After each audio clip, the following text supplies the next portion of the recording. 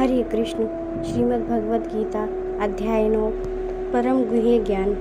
श्री भगवान ने कहा, हे अर्जुन, चूँकि तुम मुझसे कभी ईर्ष्या नहीं करते, इसलिए मैं तुम्हें यह परम गुह्य ज्ञान तथा अनुभूति बताऊंगा, जिसे जानकर तुम संसार के सारे क्लेशों से मुक्त हो जाओगे।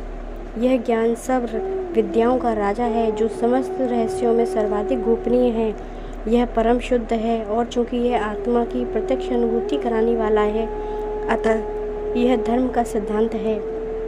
यह अविनाशी है और अत्यंत सुखपूर्वक संपन्न किया जाता है। हे परंतप, जो लोग भक्ति में श्रद्धा नहीं रखते, वे मुझे प्राप्त नहीं कर पाते। अतः इस भौतिक जगत में जन्म मृत्यु के मार्ग पर वापस आते रहते हैं। यह संपूर्ण जगत मेरे अव्यक्त रूप द्वारा व्याप्त है। समस्त जीव मुझ में हैं, किंतु मैं उनमें नहीं हूँ। तथापि मेरे द्वारा उत्पन्न सारी वस्तुएं मुझ में स्थित नहीं रहती। जरा मेरे योग ऐश्वर्य को देखो। यद्यपि मैं समस्त जीवों का पालक हूँ और सर्वत्र व्याप्त हूँ, लेकिन मैं इस विराट अभिव्यक्ति का अंश नहीं हूँ, क्योंकि मैं सृष्टि का कारण स्वरूप हूँ। जिस प्रकार सर्वत्र प्रवाहमान प्रबल वायु सदैव आकाश में स्थित रहती है, उसी प्रकार समस्त उत्पन्न प्राणियों को मुझ में स्थित जानो। हे कुंती पुत्र, कल्प का अंत होने पर सारे प्राणी मेरी प्रकृति में प्रवेश करते हैं, और अन्य कल्प के आरंभ होने पर मैं उन्हें अपनी शक्ति से पुनः उत्पन्न करता हूँ। संपूर्ण विराट जगत मेरे अधीन है। यह मेरी इच्छा से बारंबार स्वतः प्रकट होता रहता है और मेरी ही इच्छा से अंत में विनष्ट होता है। हे धनंजय, ये सारे कर्म मुझे नहीं बांध पाते हैं। मैं उदासीन की भांति इन सारे भौतिक कर्मों से सदैव विरक्त रहता हूँ। हे कुंती पुत्र, यह भौतिक प्रकृति मेरी शक्तियों में से एक है और मेरी अध्यक्षता में कार्य करती है, जिससे सारे चर तथा अचर प्राणी उत्पन्न होते हैं। इसके शासन में यह जगत बारंबार सृजित और विनिष्ट होता रहता है। जब मैं मनुष्य रूप में अवतरित होता हूँ, तो मूर्ख मेरा उपहास करते हैं। वे मुझ परमेश्वर के दिव्य स्वभाव को नहीं जानते।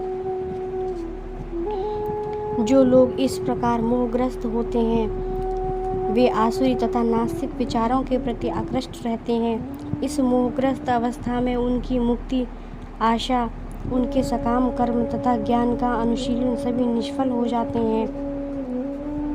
हे पार्थ, मोहयुक्त महात्मा जन देवी प्रकृति के संरक्षण में रहते हैं। वे पूर्णतः भक्ति के निमग्न रहते हैं, क्योंकि वे मुझे आदि तथा अविनाशी भगवान के रूप में जानते हैं। हे महात्मा, मेरी महिमा का नित्य कीर्तन करते हुए, दृढ़ संकल्प के साथ प्रयास करते हुए, मुझे नमस्कार करते हुए भक्ति भाव से मेरी निरंतर पूजा करते हैं। अन्य लोग जो ज्ञान के अनुशीलन द्वारा यज्ञ में लगे रहते हैं, वे भगवान की पूजा उनके अद्वय रूप में, विविध रूपों में तथा विश्व रूप में करते हैं। किंतु मैं ही कर्मकांड, मैं ही यज्ञ, पितरों को दिया जाने वाला तर्पण, औषधि, दिव्य ध्वनि, मंत्र, घी, अग्नि तथा आहुति हूँ। मैं इस ब्रह्मांड का पिता, माता, आश्रय तथा पितामह हूँ। मैं ज्ञेय, जानने योग्य, शुद्धिकर्ता तथा ओंकार हूँ। मैं ऋग्वेद, सामवेद तथा यजुर्वेद भी हूँ। मैं ही लक्ष्य पालन करता, स्वामी, साक्षी, धाम, शरणस्थली तथा अत्यंत प्रिय मित्र हूँ। मैं सृष्टि तथा प्रलय, सबका आधार, आश्रय तथा अविनाशी बीज भी हूँ। हे अर्जुन, मैं ही ताप प्रदान करता हूँ और वर्षा को रोकता तथा लाता हूँ। मैं अमरत्व हूँ और साक्षात मृत्यु भी हूँ। आत्मा तथा पदार्थ, सत तथा असत दोनों मुझ ही में हैं। जो वेदों का अध्ययन करते तथा सोमरस का पान करते हैं, वे स्वर्ग प्राप्ति की गवेषणा करते हुए अप्रत्यक्ष रूप से मेरी पूजा करते हैं। वे पाप कर्मों से शुद्ध होकर इंद्र के पवित्र स्वर्गिक धाम में जन्म लेते हैं, जहाँ वे देवताओं का सुख भोगते हैं।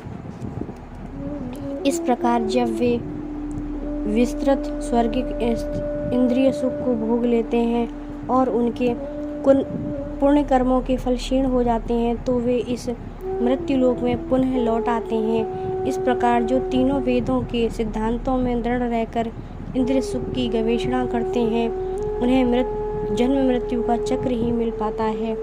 किंतु जो लोग अनन्य भाव से मेरे दिव्य स्वरूप का ध्यान करते हुए निरंतर मेरी पूजा करते हैं, उनकी जो आवश्यकताएं होती हैं उन्हें मैं पूरा करता हूँ और जो कुछ उनके पास है उसकी रक्षा करता हूँ।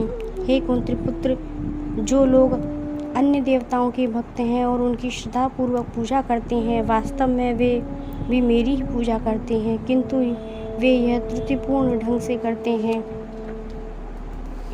मैं ही समस्त यज्ञों का एकमात्र भोक्ता तथा स्वामी हूँ। अतः जो लोग मेरी वास्तविक दिव्य स्वभाव को नहीं जान पाते वे नीचे गिर जाते हैं। जो देवताओं की पूजा करते हैं वे देवताओं के बीच जन्म लेंगे, जो पितरों को पूजते हैं वे पितरों के पास जाते हैं, जो भूत प्रेतों की उपासना करते हैं वे उन्हीं के बीच जन्म लेते हैं और जो मेरी पूजा करते हैं वे मेरे साथ निवास करते हैं। यदि कोई प्रेम तथा भक्ति के साथ मुझे पत्र, पुष्प, फल या जल प्रदान करता है तो मैं उसे स्वीकार करता हूँ। हे कुंती पुत्र, तुम जो कुछ करते हो, जो कुछ खाते हो, जो कुछ अर्पित करते हो या दान देते हो और जो भी तपस्या करते हो उसे मुझे अर्पित करते हुए करो। इस तरह तुम कर्म के बंधन तथा इसके शुभाशुभ फलों से मुक्त हो सकोगे। इस संन्यास योग में अपने चित्त को स्थिर करके तुम मुक्त होकर मेरे पास आ सकोगे। मैं ना तो किसी से द्वेष करता हूँ, ना ही किसी के साथ पक्षपात करता हूँ। मैं सबों के लिए संभाव हूँ, किंतु जो भी भक्तिपूर्वक मेरी सेवा करता है वह मेरा मित्र है, मुझ में स्थित रहता है और मैं भी उसका मित्र हूँ। यदि कोई जघन्य से जघन्य कर्म करता है किंतु यदि वह भक्ति में रत रहता है तो उसे साधु मानना चाहिए, क्योंकि वह अपने संकल्प में अडिग रहता है, परंतु वह तुरंत धर्मात्मा बन जाता है और स्थायी शांति को प्राप्त होता है। हे कुंती पुत्र, निडर होकर घोषणा कर दो कि मेरे भक्त का कभी विनाश नहीं होता है। हे पार्थ, जो लोग मेरी शरण ग्रहण करते हैं वे भले ही निम्न जन्मा स्त्री, वैश्य तथा शूद्र क्यों न हो, वे परम धाम को प्राप्त करते हैं। फिर धर्मात्मा ब्राह्मणों, भक्तों तथा राज ऋषियों के लिए तो कहना ही क्या है।